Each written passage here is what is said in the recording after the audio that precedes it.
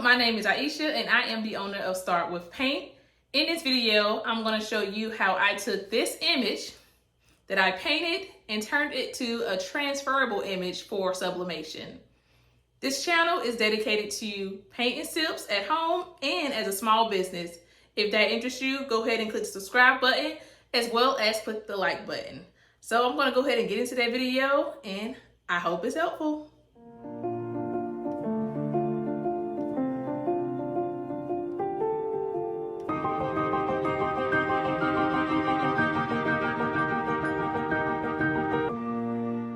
Hi guys, my name is Aisha and I am the owner of Start With Paint. In this video, I am going to show you how to trace an image for sublimation. So first, what we're going to do is print out the image you want. What I did was print out an image of a canvas that I had painted, and I did print it out in black and white so I can preserve some of my colored ink. The next thing I did was trace. You can see here there's a slight line around it. I traced it to an 8x10 canvas because I didn't print it out the size of an 8x10. So what I did was just place a canvas on top of it and I traced the canvas around the image so I can know where my image is and what I need to trace. Now you could print this image as an 8x10 exactly, but since I didn't and I didn't really want to waste more ink, I just went ahead and went on with the image as is. So what I'm going to do is place this tracing paper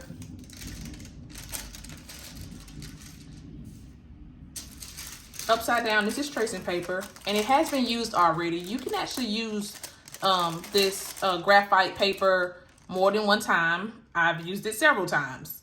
And I'm going to place it upside down on a blank white piece of paper. And I'm going to place my image on top of it. And I'm going to try to line the image up with that white paper. Line it up.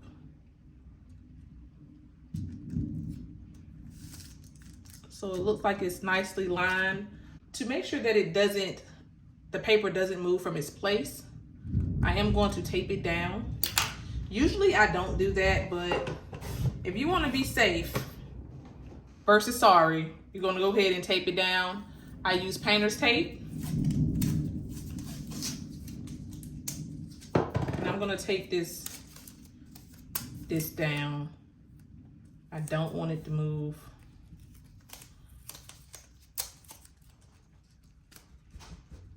From its location. And I'm making sure that I'm taping it down on areas that I don't intend to trace. All right. So I think it's secure enough for me to go ahead and start tracing. What I'm gonna do is take a pen. You can do a pen or a pencil and just start tracing the image. So I'm gonna start from the corner and just start tracing it. Hold the image down, you guys.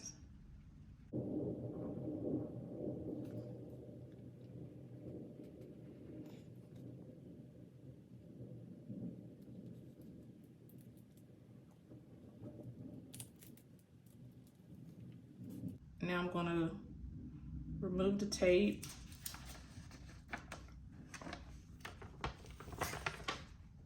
Ooh, and do the reveal.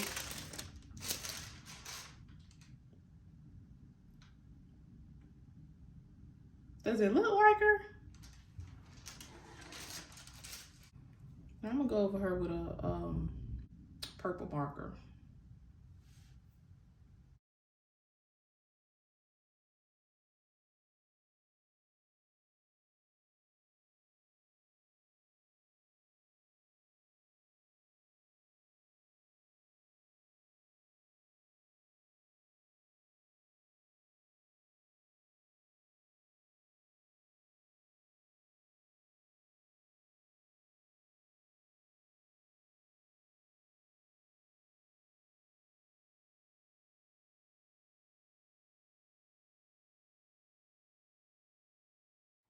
Hey guys, now that I have traced my image, I took a picture of it with my phone and uploaded it via email, and I'm going to copy and paste that image now.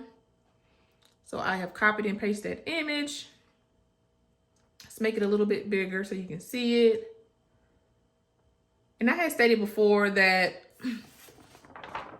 when I traced this image, there were some eraser marks there and a little bit on the eyelashes, but we don't want these eraser marks to show up on our sublimated image. So what we're gonna do, let me see if I can get a good view of it.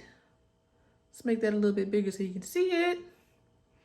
You can see those eraser marks there. We're gonna go to edit photo. And we're gonna remove background. Now watch this remove. So now you no longer see those tracing marks on a picture. All right, so I'm gonna make that smaller again. Now let's see what size I have this. When you actually move the cursor in and out on the image, you can see what size it is. We want it to be at least 8 by 10.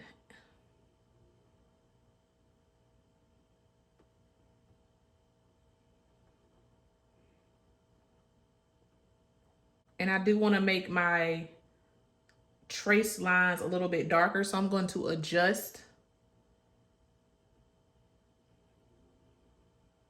the shadows to make it a little bit darker. Hopefully you can see that really good on the camera, but this is where it was, and then I just made it a little bit more darker. And then blacks, we want the blacks to be a little bit black. This is it light, and this is black. All right, so now we're gonna take this image. Because we're sublimating it, we want it to print flip so that once we put it on our canvas, it is the correct, it looks correct. So we're gonna flip this image, and we're gonna save this image. I'm gonna download it to my computer. Frida flipped image. This is what it looks like. And we're gonna print this on our sublimation paper. So I'm gonna go in and make sure my settings is correct. And it is gonna be my Epson ET2800 series.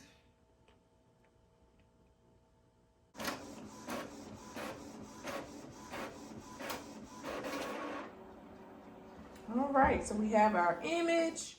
So guys, now I am in front of my PowerPress and the temperature is rising. We want to use the PowerPress when it is at 355 degrees, and the time setting will be 120 seconds. While that's getting up to 355 degrees, I'm going to go ahead and grab me a canvas. I'm going to grab my heat tape and my image, and I'm going to tape my image down to this canvas. That's good enough for me. Now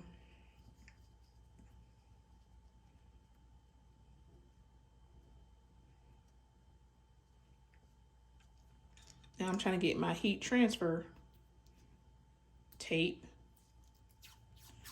Cut a couple pieces off here so we can tape this image down to the canvas. And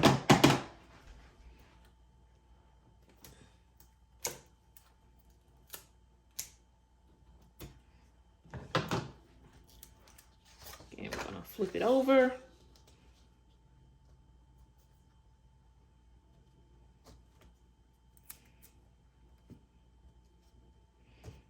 I'm gonna tape it down.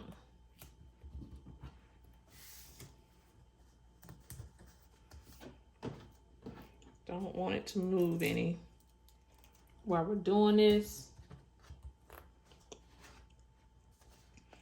also going to put some support down on it as well.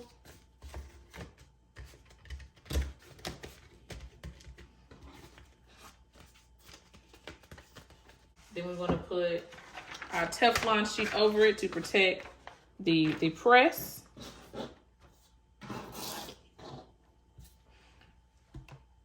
So now our press is at 355 degrees. I have it set already to 120 seconds. There would be a small H right here if it was not all the way up to 355. But since the H is off, it is no longer heating, it is heated. And I'm going to go ahead and sit this on my image, and I'm going to press the timer.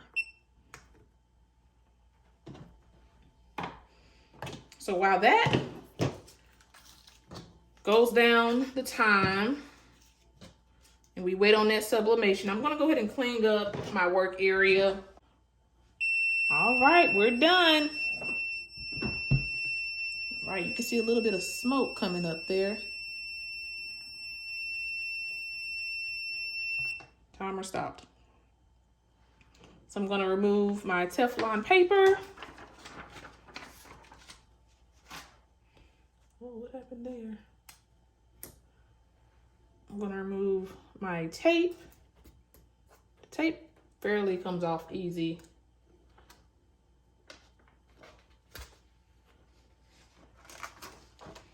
And we have an image. Perfect, perfect, perfect. Take the paper back off of it. Love it.